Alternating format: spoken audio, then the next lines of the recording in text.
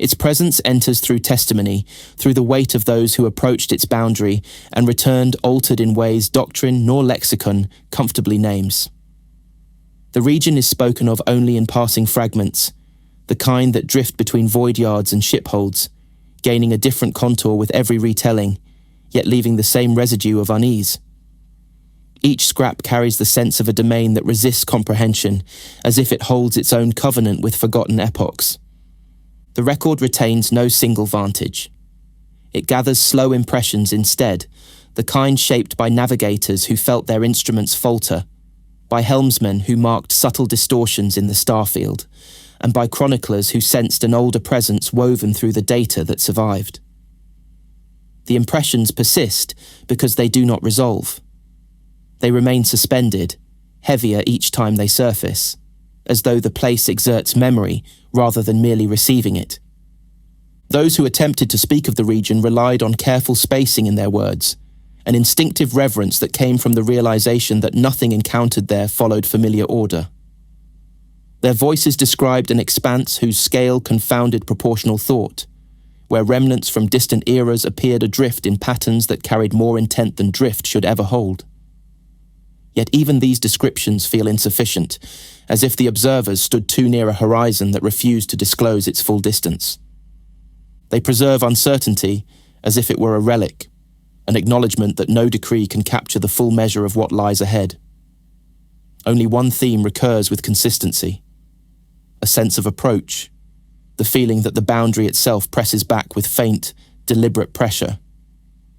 Even without direct sight, the place asserts itself through implication, drawing the mind toward shapes that may never fully reveal their form. Long before human charts, others watched the drift. The origin remains beyond all ordered record. No culture, human or Xenos, holds a clean account of the first moment when the dark star ignited its pull, or when the first corpse ship curved into its influence. The texts treat that beginning as an absence with edges. They speak in careful clauses of something already present when memory arrives, an arrangement of dead worlds and derelicts that feels older than every witness who tries to name it. The earliest discernible awareness belongs to the Eldar. Long before mankind pushed a single warrant-bearing hull into the Koronus Expanse, Eldar seers tracked the fates of their own vessels and of others that vanished along the lanes. Their scryings followed skeins of probability to a fixed locus beyond the heathen stars, a system where the missing collected around a single disturbance in reality. Their accounts do not survive in full within Imperial custody. What persists comes through human intermediaries, translated fragments, astropathic warnings, and the impressions of those who observed Eldar movements from great distance. These secondary traces describe a people who investigated not for plunder, but to understand what kind of wound appeared in the fabric they prized above all things: the ordered flow of fate. Eldar pathfinders followed the trail of lost ships to a graveyard that did not behave like mere wreckage. At the center of that system, they encountered something that their language rendered as an entropic spirit, a presence that drew on the structure of destiny itself. The description reached the Ordo Calixis much later, as a set of marginal notes, a sinkhole in reality and a dent in the fabric of time. Those phrases recur across several independent reports, as if the scribes lacked better tools and simply repeated the ones that hurt enough. In response, the Eldar acted with their own craft. They anchored a gate in the void and folded it into the remnant strands of an older webway network, creating a controlled approach to the graveyard. The structure manifests to human eyes as a frame of gleaming wraithbone shards encircling violet light, wide enough for a great vessel to pass. The portal endures in the present era, drawing power from mechanisms the Imperium has not decoded, and it stands as the surest sign that the system holds more than blind accident. Here the record fractures again. No solid narrative survives of what the Eldar did within the graveyard once they gained safe ingress. Some sources claim that they studied the central phenomenon, charted its effect upon nearby hulks, and traced its influence along threads of potential futures.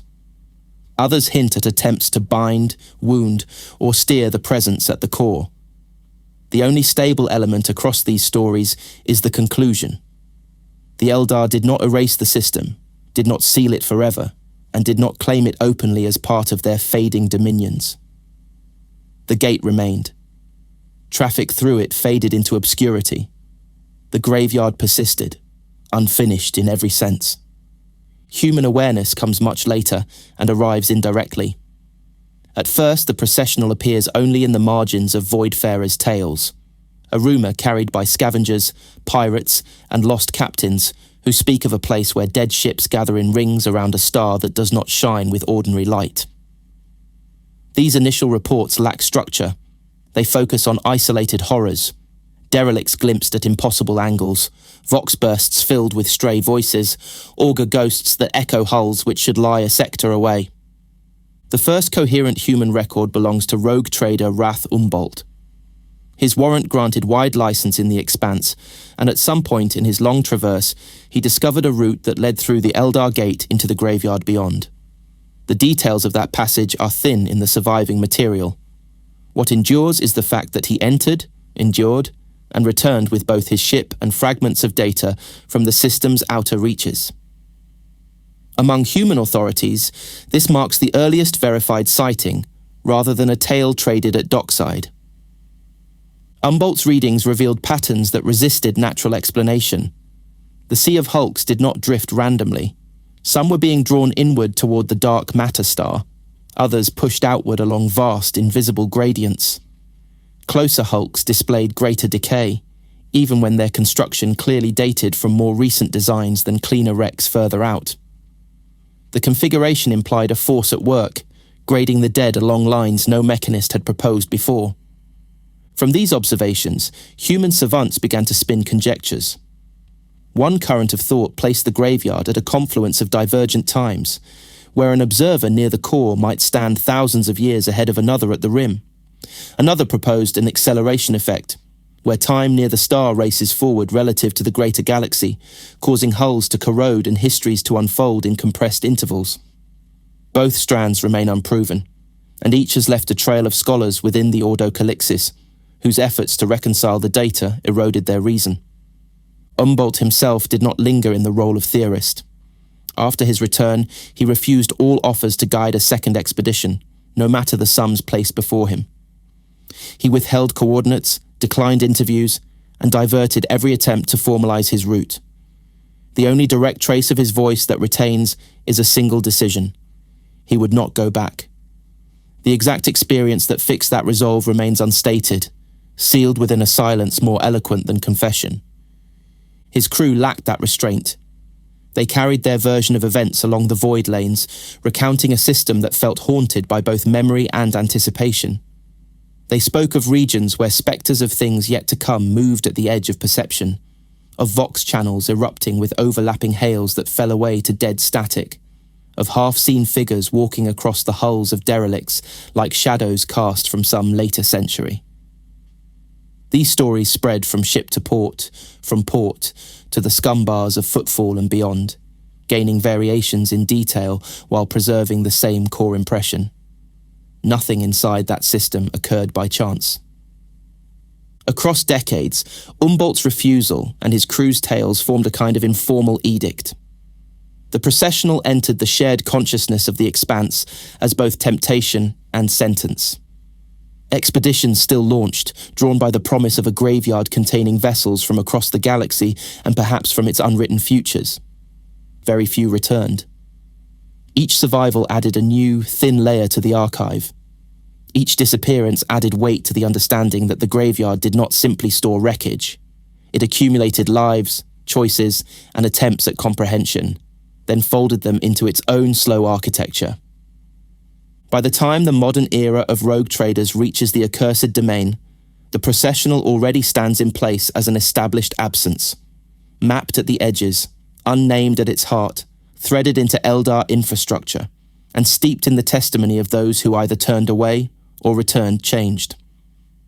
Every subsequent approach moves within the gravity of those first sightings, carrying fresh ambition into a system where older intentions still circulate like wrecks around a dark star. The first impression is scale without anchor. Every account that survives from early human traversals opens with this same difficulty. The mind seeks proportion and finds none. Thousands of wrecks would overwhelm most voidfarers. Here the count rises past reckoning, forming rings that stretch across distances so great that even auger sweeps return only a mottled haze of fragmented returns. The processional appears not as a single phenomenon, but as a layered architecture built from centuries of accumulation, each stratum holding its own pressures, rhythms, and dangers. The outermost region forms what later charts term the fragmented cloud. The debris here consists of lighter hulls, broken merchant frames, shattered patrol craft, and derelicts stripped of anything that once tied them to their origin. The distribution feels scattered, yet the pattern repeatedly noted by Umboldt's crew suggests that even this apparent disorder belongs to a greater structure. Explorers move through it cautiously, for the cloud provides the first reminder that the processional is not empty. Shifting silhouettes mark the presence of those who adapted to its outskirts, including the scattered descendants of Umboldt's abandoned crew. Their vessels drift between jagged hull plates, following paths practiced over generations. Beyond this threshold lies the first of the 3 known worlds held within the system's grasp. Blight, as it appears in the record, is the relic of a once solid body hollowed from within. Its surface resembles a rind that has endured countless impacts, while its interior labyrinth opens into tunnels large enough for capital ships to drift through. The corridors of this world contain remnants of vessels pulled inward by Blight's weak gravity, forming a honeycomb geography of wrecks caught in place like sedimentary layers. The Carrion are known to navigate these spaces carefully, mapping safe passages and searching for derelicts that slip from the greater sea. Their caution is justified, for other presences treat the hollow world as a hunting ground. Past Blight, the processional expands into its defining structure, the Sea of Space Hulks. Here the true density of the graveyard becomes evident. The region stretches across distances that swallow entire sensor arrays, its shifting masses turning auger readings into a cacophony of ghost returns and flickering silhouettes. Ships of every origin appear within this expanse: imperial hulls, unknown Xenos craft, archaic frameworks whose designs predate well-charted epochs, and vessels whose lineages defy categorization entirely. Some bear scars of catastrophic warp emergence, as though torn from roots stretching across the galaxy. Others appear whole yet lifeless, their histories preserved only in the residue of their drifting trajectories. The immensity of the sea offers more than salvage. It imposes a realization of scale that unsteadies even experienced crews. Deeper still, the second world emerges from the dense ring, a darkened body known in the records as Decay. Smaller than Blight, it appears less like a world and more like a fragment of dead rock held in orbit not by visible force, but by a deeper command that the region exerts. It is in the shadows of this world that the Hollow Men move with greatest certainty. Accounts describe them only by their actions, figures moving across hulls in void suits, dismantling derelicts with a patient, methodical precision. Their presence is revealed through patterns rather than encounters. Interference on auger arrays, sudden distortions on vox channels, and sounds echoing across hull plating where no borders should stand. No record identifies their origin or purpose. Their persistence suggests a relation to the forces shaping the graveyard, but holds no evidence that clarifies their intent. Beyond Decay lies the inner sea, where the debris thickens into formations that behave like tidal currents. Hulls shift together, diverge, and reassemble according to patterns Umboldt first observed. Some appear to drift toward the center. Others are pushed outward, as though caught in unseen tides that flow according to laws not yet understood. Within this region, one structure stands out in stark relief: the Eldar Nexus Point. Its clarity on human augers remains unexplained. That it sits among the densest part of the wreck rings, yet retains unbroken coherence, implies a deliberate resonance that sets it apart from the graveyard's drift.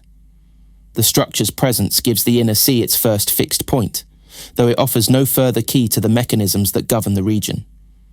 From the outer cloud to the inner sea, each layer reinforces a single truth. The processional does not behave like a passive accumulation. The gradations in decay, the distribution of wreckage, the gravitational anomalies within each ring, and the observable drift patterns all indicate a system shaped by forces that remain unclassified. Savants attempting to define these forces speculate on temporal gradients, warp resonance, and spatial compression, yet none of these frameworks accommodate every observation. Some readings imply orderly control, others imply the opposite, as if the system were responding to multiple influences at once. At the center of this layered arrangement stands the dark phenomenon that anchors every orbit, every drift pattern, and every account.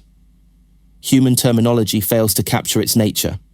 The earliest descriptions settle uneasily on star, though its behavior, and the reactions it provokes, defy stellar classification. Its pull extends across the system, gathering dead vessels and entire worlds. Its presence disturbs the warp itself. Even at distance, its influence manifests in sensor anomalies, temperature shifts, and sudden waves of static that pulse across Vox arrays. Every approach into the graveyard enters a deeper gradient of this influence, and every deeper layer reveals a structure that seems to draw nearer, not only physically, but through a pressure that feels older than its observers. The anatomy of the Processional forms a map that no one has fully completed. Each expedition adds fragments, yet the innermost region remains undocumented, shielded by currents of wreckage and by the forces that drive them. The structure persists unchanged across centuries, accumulating the dead with the inevitability of a decree issued long before the first witness arrived. Those who travel its layers understand that the graveyard does not merely hold its contents, it shapes them, arranges them, and folds them into a system whose logic remains concealed beneath the slow movement of a million drifting hulls. Every recorded approach begins with a threshold moment. The gulf between the outermost drift and the first measurable touch of the central presence is not marked by a single visual change. It reveals itself instead through gradual pressure, shifts in instruments, alterations in hull resonance, and a sensation reported by multiple crews as a tightening around perception itself. At first, these changes appear as simple interference from accumulated wreckage. Then the patterns continue long after debris density can explain them. Bridge officers describe auger returns that pulse with an internal rhythm, as though responding to forces outside the vessel. These responses occur regardless of direction or speed. The pulses arrive in slow waves, aligning with no known spatial variable. Vox arrays accept dead channels, then return static laced with undertones that slip beneath conscious passing. Engineers performing routine checks report faint tremors transmitted along the ship's frame, not from external impacts, but from currents that feel deep and deliberate. The impression builds without declaration. Something is acknowledging the intrusion. As the vessel moves inward, the drift of nearby hulks begins to reflect a more coherent pattern. At first, the motion appears random, a scatter of derelicts tumbling through the void. Then the drift begins to echo larger formations, as if each hulk responds to the same unseen vector. Traders, pirates, and survey crews describe the moment when they realize they are no longer navigating among passive masses, but within an arrangement that adjusts itself slowly, almost imperceptibly, in relation to their presence. Some hulls slide aside as though allowing passage. Others drift into new alignments that feel uncomfortably deliberate.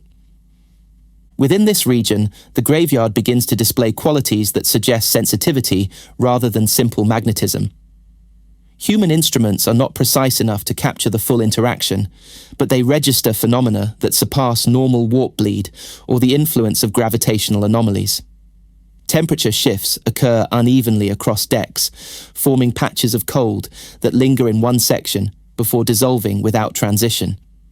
Crew members report faint whispers at the edge of hearing, not linked to Vox static, but arising in spaces where mechanical noise should drown all nuance.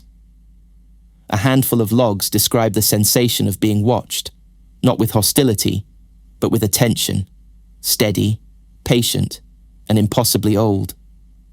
Past a certain depth, the distinctions between the layers blur. The sea of space hulks presses inward, and the vessel moves through channels carved by the slow interplay between the dead worlds and the central force.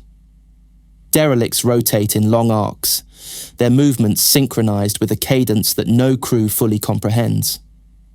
Some explorers insist that the hulks respond to attempts at avoidance, veering subtly away from plotted routes. Others claim the opposite, that the hulks drift closer, aligning with unnerving symmetry before dispersing again. No account resolves these contradictions. They stand together because the processional refuses uniform behavior. At this depth, the influence exerts its clearest signature. It appears as patterned interference layered across auger readings, forming ripples that radiate inward toward the dark star. These ripples hold consistent spacing. Their repetition suggests intention, but their meaning remains opaque. Attempts to decode them have produced oscillating theories. Some frame the patterns as echoes of time-distorted events. Others argue for the presence of a conscious force shaping the system. Both positions rely on incomplete data. Both remain preserved because nothing in the processional offers definitive correction. Crew testimony grows more difficult to categorize the deeper the descent. Some officers describe glimpses of hulls that cannot exist within their era, vessels known to be active elsewhere, or designs belonging to future projections. Others speak of shadows moving across derelicts where no crew could survive. A handful mention voices calling their names across unpowered vox sets. These accounts vary in detail, yet each carries the same underlying recognition. The processional interacts with perception as readily as with matter. No navigator reports the same path twice, even when retracing their own logs.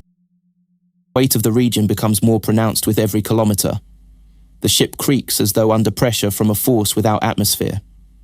Hull plating resonates with unfamiliar frequencies. The crew's movements acquire a sense of ritual, shaped by the awareness that every action feels observed by an agency that reveals nothing of its nature. Navigators describe the sense of a deepening descent, even when the vessel travels laterally. The spatial map loses its comforting grid, replaced by the intuition that the ship is following channels carved by something older than the vessel itself. The descent has no fixed endpoint in the surviving material. Each account halts at the limit imposed by fear, damage, or the simple recognition that further approach would cross a threshold beyond which no certainty remains. The influence intensifies until it becomes indistinguishable from presence. At this depth, explorers report the final impression before turning away. The region does not simply draw them inward. It considers them, weighs them, and decides nothing aloud. The deeper strata reveal themselves not through clarity, but through accumulation. Every surviving log that charts this region begins to speak in patterns rather than isolated incidents, as though the processional impresses its nature on perception through repeated motifs. These motifs grow sharper, heavier, and more insistent the closer an expedition draws toward the inner currents. The record does not treat them as hallucinations. It preserves them as observations that recur across crews who shared no lineage, no doctrine, and no point of contact beyond the graveyard itself. The first of these patterns manifests through sight. Navigators report silhouettes drifting between the hulks, figures that do not behave like crew, scavengers, or void wraiths. Their movements follow slow arcs, matching the drift of the hulks without ever showing the exertion required to traverse them. Some appear as human shapes caught in the half-light. Others resemble the outlines of vessels that should lie across the galaxy, or have not yet been built. A handful of logs describe the sensation that these apparitions are not errors of distance, but intrusions from other states of time, visible only when the processional thins the barriers between what was and what might be. The second pattern emerges through sound. Vox systems crackle with layered transmissions, bursts of static woven with fragments of language that refuse to resolve into meaning. Ships receive hails from voices that resemble their own lost crew, or the crews of vessels known to be dead. Some messages echo the tone and cadence of emergency broadcasts preserved in earlier archives. Others appear entirely new, carrying the structure of a distress call without any clear origin. The transmissions often end abruptly, replaced by silence or low-rolling static. Several crews note the sensation that the static observes them, as though waiting for a response. The third pattern occurs through auger interference.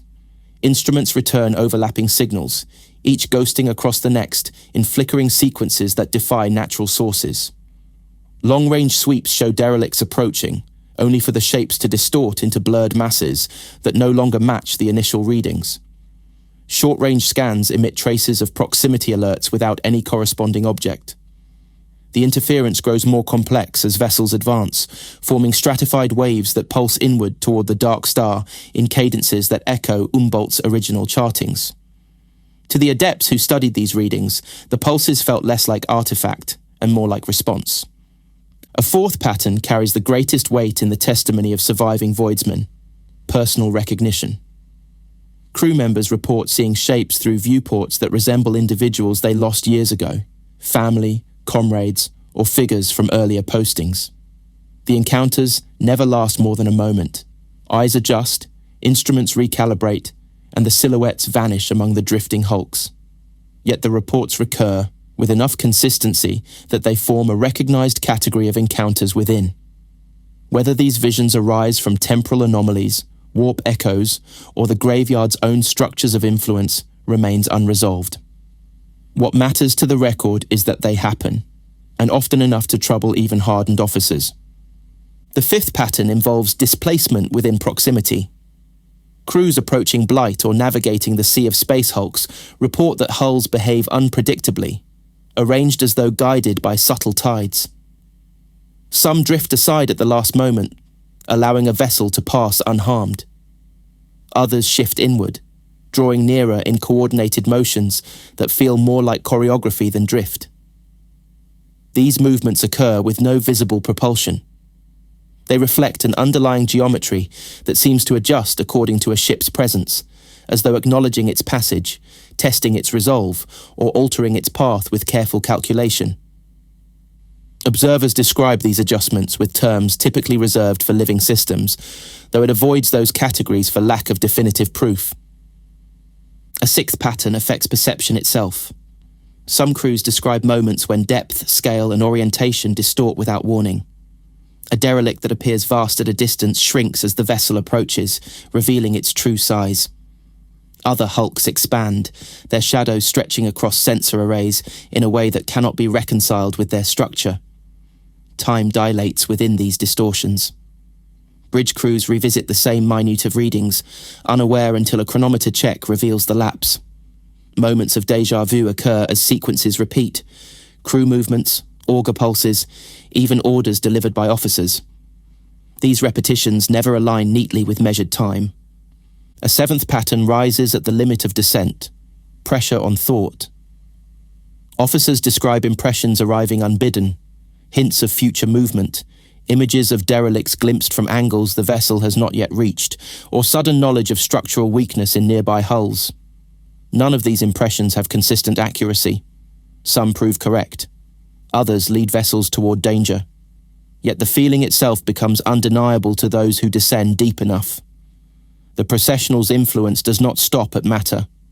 It extends into intuition, memory, and expectation, as though the region's structure presses against the mind with the same weight it exerts on dead worlds and drifting hulks.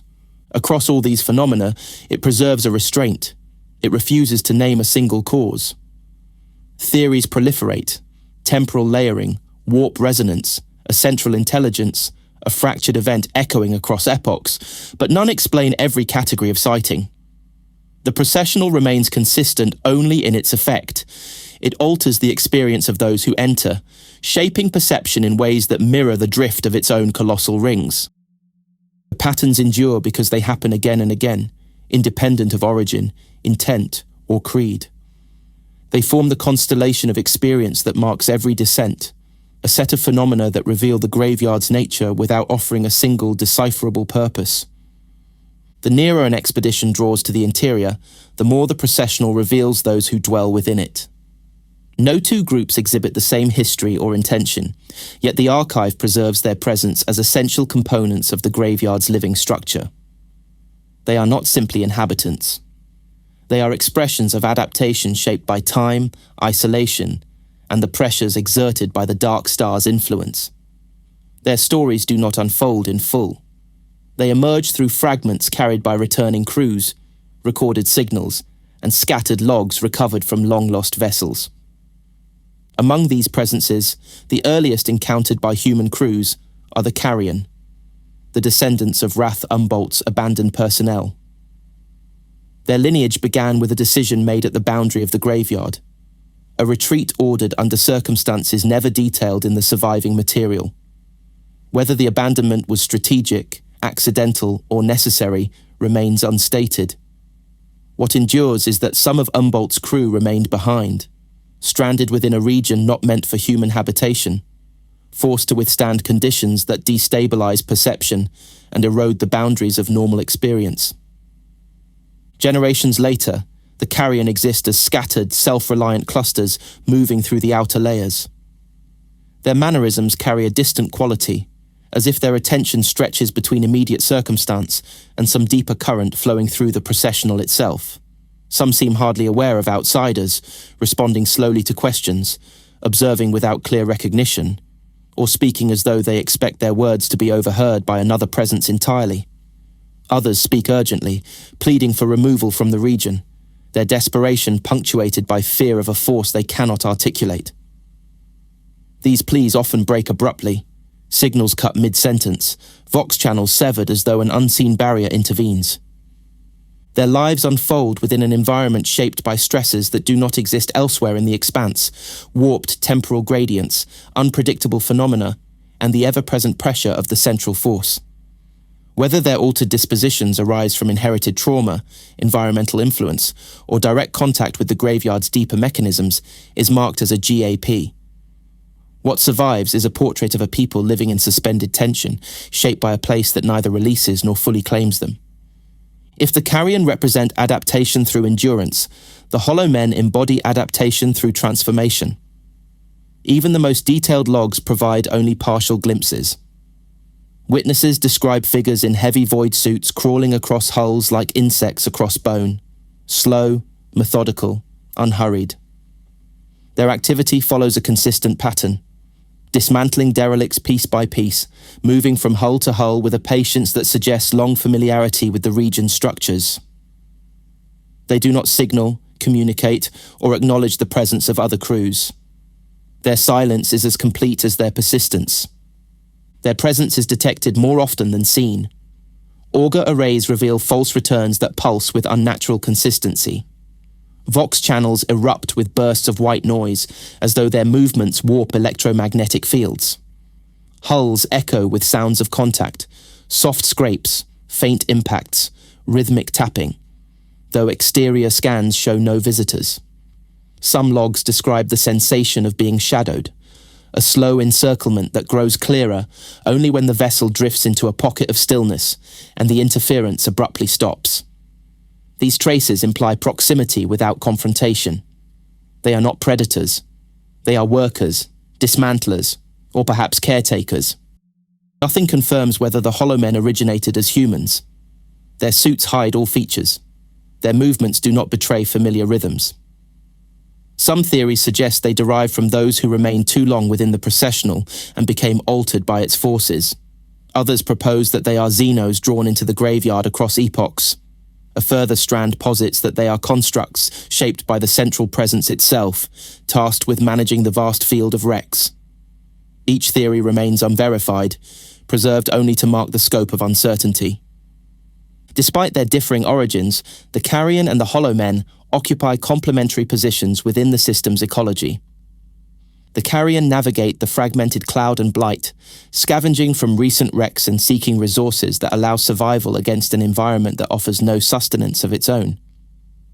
The hollow men dominate the deeper regions, especially near decay and the inner currents, where their dismantling efforts shape the distribution of debris. Their work accelerates the drift of components toward the dark star, breaking hulks into smaller fragments that align with the inward pull or recede along outward currents. Through their actions, the graveyard's architecture maintains its layered structure.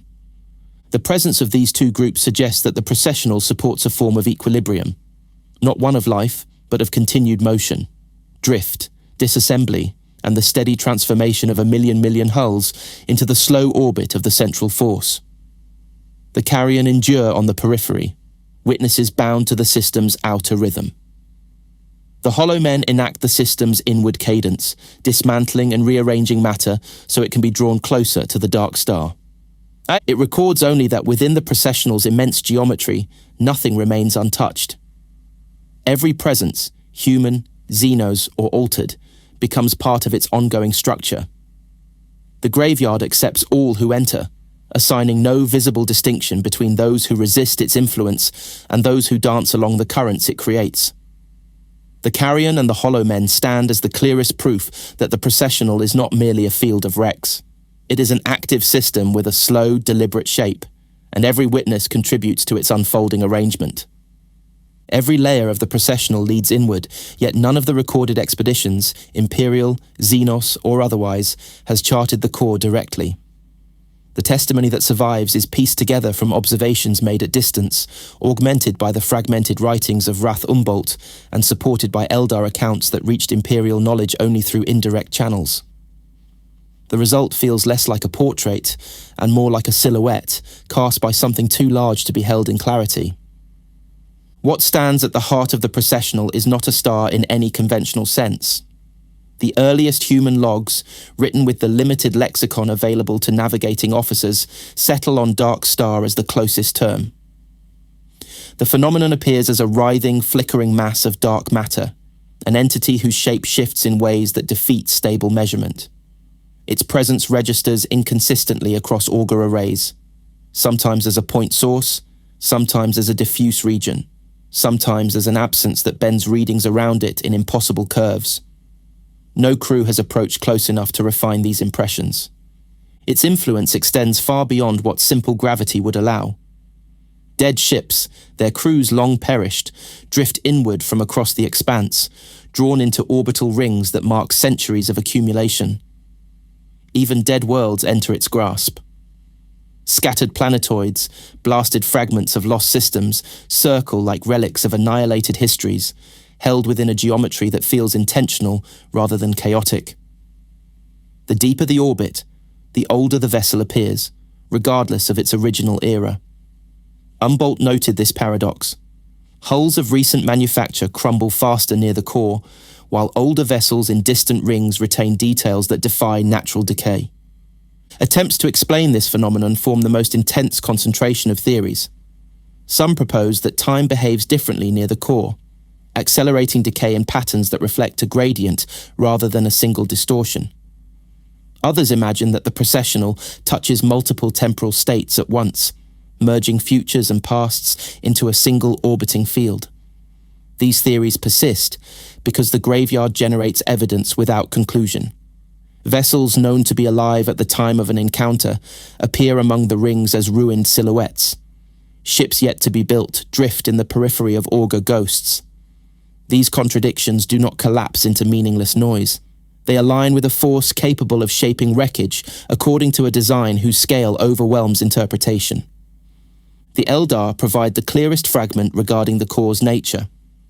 Long before mankind entered the expanse, Eldar seers followed the fates of their own lost vessels to this system. What they discovered defies human classification.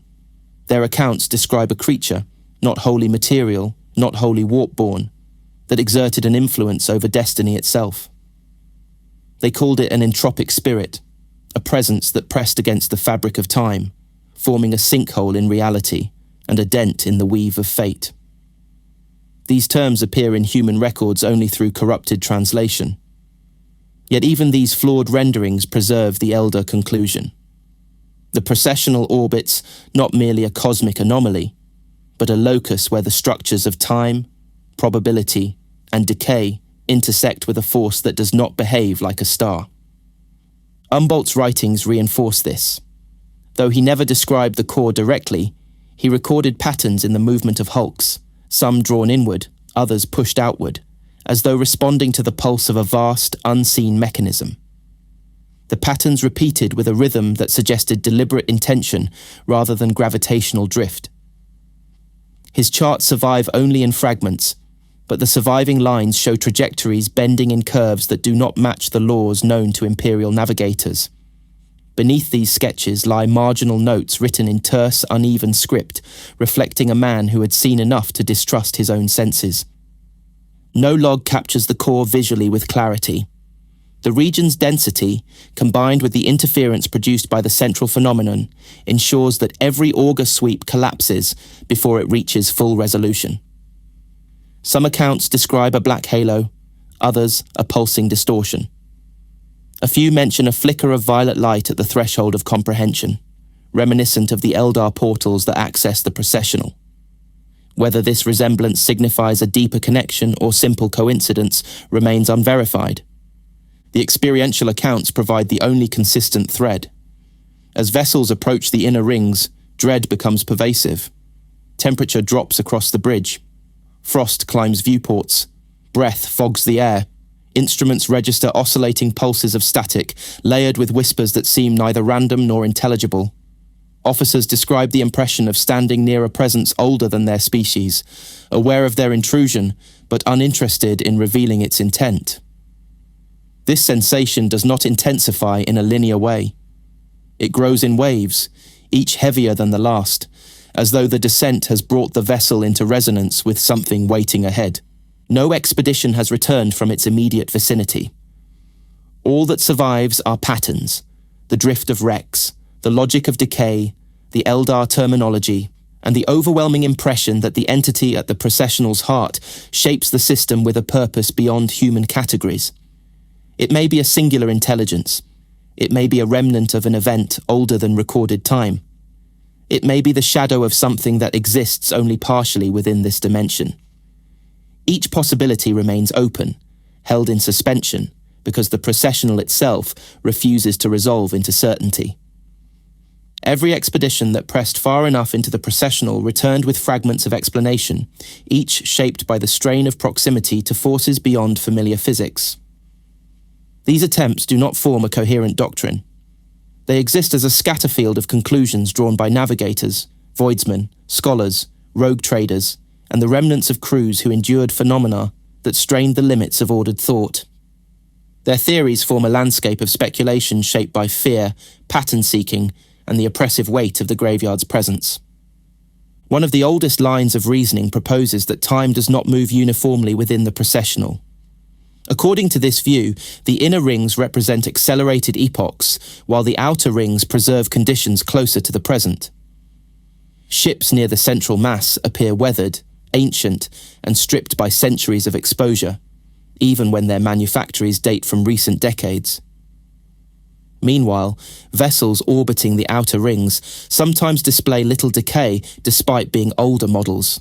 Observers who support this theory point to Humboldt's measurements, which show drift patterns that make more sense when seen as gradients through differing temporal densities rather than through gravitational anomalies. A related school of thought suggests the processional exists across multiple temporal states at once. In this model, the sea of derelicts is not merely a physical graveyard, but a convergence of past and future events pulled into a single locus. Witnesses who claim to have seen vessels known to be intact elsewhere, or ruins of ships yet to be built, form the foundation of this argument. These sightings repeat too consistently to be dismissed. They appear, drift among the hulks, and vanish with the same slow inevitability that governs the processional's tides.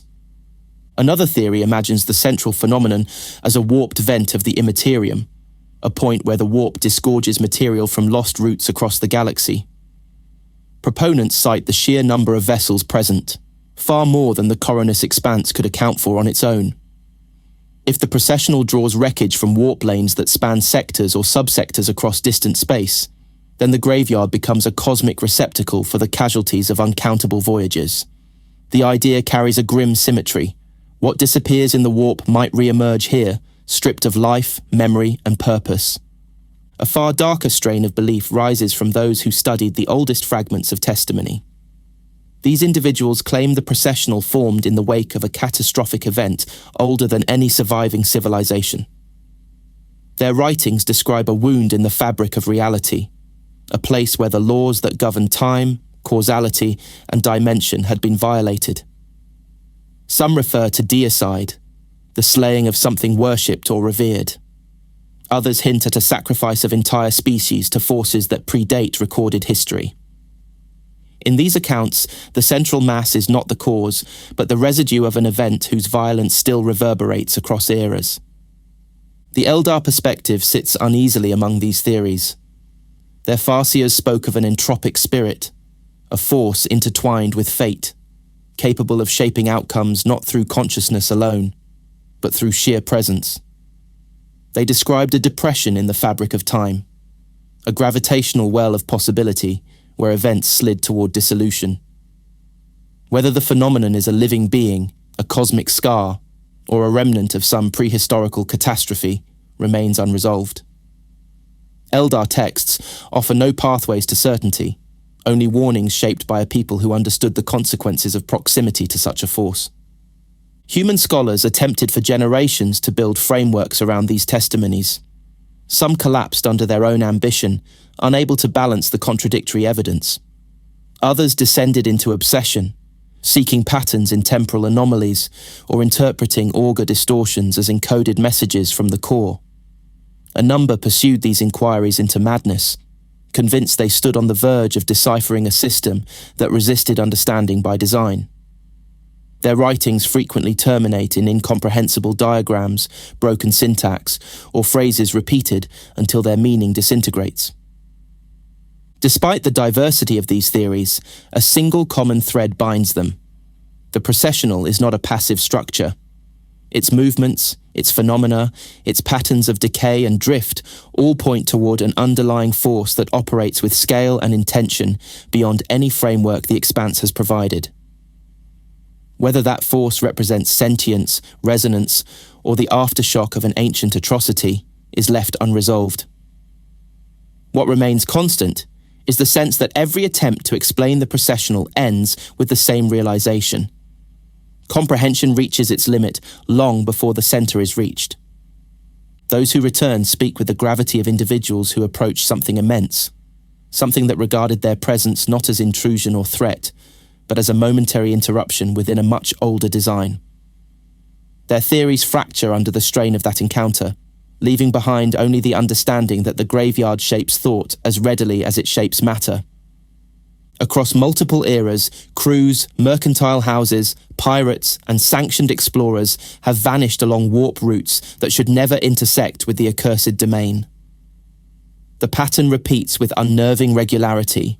A vessel is lost to warp turbulence, misjump, malfunction, or sudden silence, only to reappear as a drifting corpse ship somewhere within the processional's layered rings.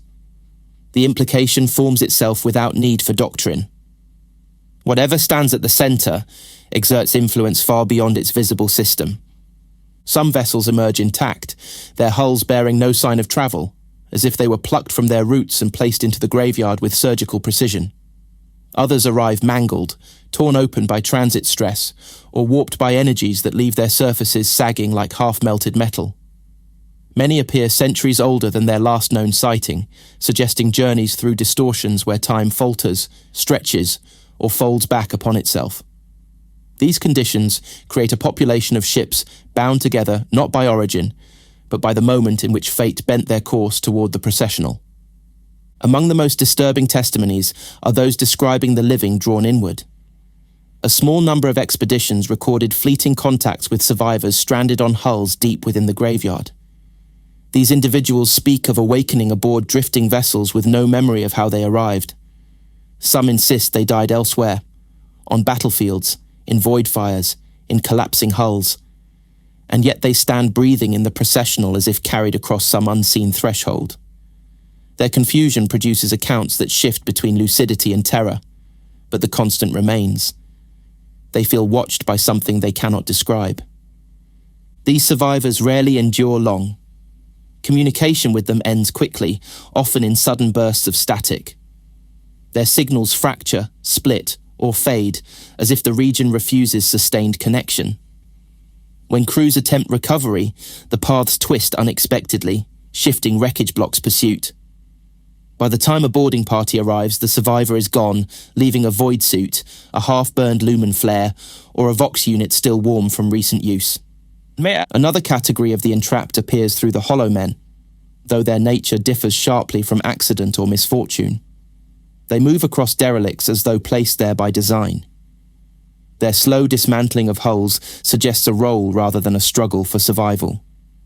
Whether they are the transformed remnants of those drawn inward, or a distinct population shaped by forces at the centre, remains an open question. Their presence reinforces the sense that the graveyard is not merely a repository of lost vessels, but a system that assigns function to those caught within its reach. Further inward lie fragments of a different phenomenon, echoes of the living.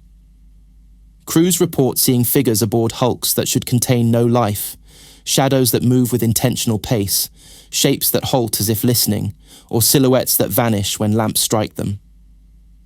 Some resemble individuals known to be active elsewhere in the Imperium. Others match faces long dead. A handful are described as reflections of the observers themselves, appearing at impossible angles or standing upon hulls the living have not reached. Whether these figures are manifestations of temporal distortion, warp resonance, or direct consequence of the central phenomenon is never clarified. Their behavior does not suggest simple illusion. They linger. They watch. They move along courses that reflect a logic too consistent to dismiss. The effect upon observers is cumulative, a slow internal tightening, as though the processional is presenting futures, memories, or variants of the self for reasons that remain concealed. Vox hallucinations represent the final and most intimate category of entrapment. Voices crackle through comm networks during deep descents, speaking in cadences familiar to the listener. Sometimes they plead for rescue. Sometimes they echo old warnings or repeat words spoken years before. On rare occasions, the voice matches that of the listener, layered in static but unmistakable.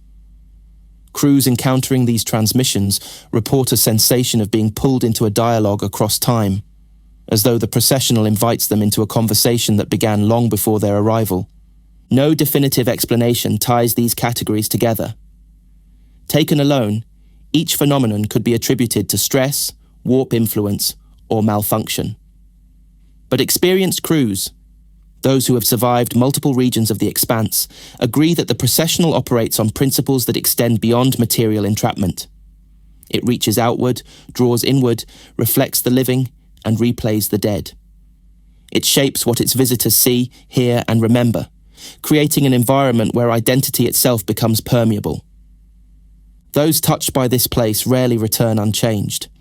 Some retreat into stillness, convinced that versions of themselves remain drifting in the graveyard. Others develop an acute awareness of temporal dislocation, sensing distortions even far from the accursed domain. A few become fixated on returning, driven by impressions that something within the processional marked them, recognized them, or awaits their return. The processional creates no distinction between accident and intention. It gathers all who touch its gravity, those who stumble, those who are torn from their roots, those who are pulled toward it by unseen lines, and holds them in a system that unfolds with the patience of an ancient design. There comes a point in every descent when the processional can no longer be understood as a field of debris. Its sheer scale resists the categories that voidfarers normally use to navigate danger. Hulls the size of cities drift past derelict asteroids carved open by ages of collision. Shattered Xenos megastructures rotate in long arcs, surrounded by the remnants of fleets that should never have shared a single theatre of war. Across these distances, the processional reveals itself not as a graveyard, but as a construct, vast, layered, and shaped by forces that exceed all ordinary cosmology. This immensity is not immediately visible. It reveals itself slowly, through the shock of mismatched proportions. A vessel may pass beneath a cruiser whose keel measures kilometers, only to discover a battleship of unknown design drifting silently in its shadow. Within the inner sea, these comparisons become vertiginous. No single perspective can encompass what surrounds the observer. Wrecks slide across each other in orbits that feel orchestrated, their spacing preserved as though upheld by an unseen geometry honed across millennia. The arrangement is too regular to be coincidence. Vessels are not piled randomly. They are sorted by unknown criteria: mass, origin, era, or some deeper measure lost to human understanding. Humboldt's charts hinted at this order long before later explorers verified it. Ships of certain designs congregate together, even when separated by centuries of construction. Others drift along paths that spiral inward, their angles consistent across different points of observation. Movements that initially resemble simple drift reveal, over time, a purposeful rhythm. The dead worlds contribute further evidence of design. Blight and decay do not merely orbit the central phenomenon. They occupy positions that regulate the movement of surrounding debris. When derelicts approach the gravitational pull of blight, their trajectories change subtly, curving into channels that lead toward the hollowed tunnels carved through its interior. Decay exerts a gentler pull, redirecting fragments toward the inner rings, where the density of wreckage increases sharply.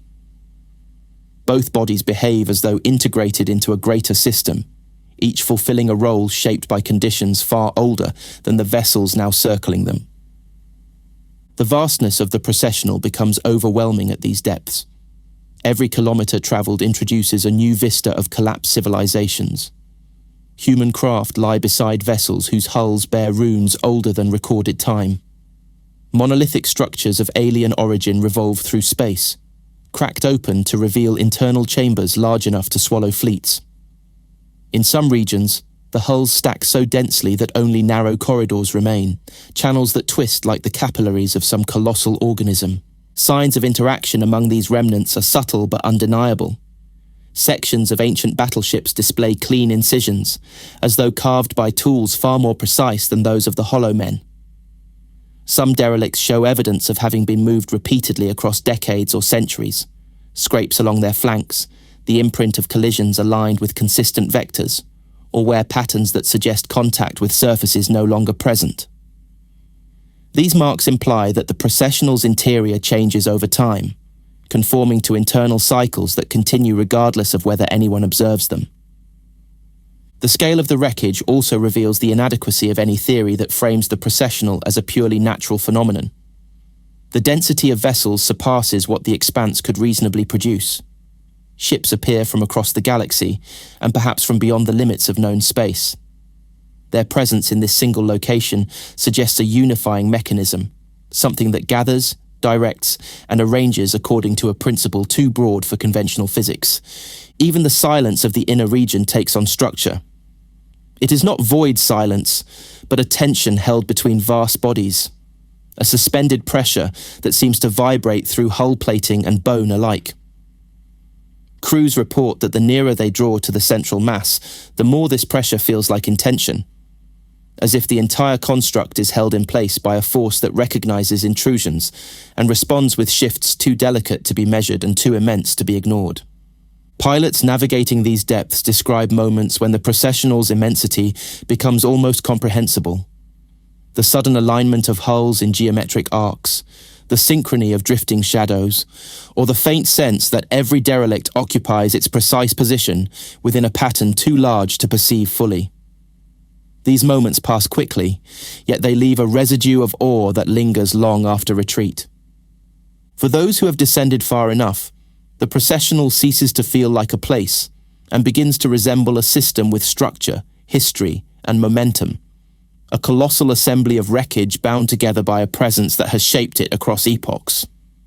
The thought emerges slowly, with the heaviness of revelation. Whatever lies at the center does not simply attract, it arranges.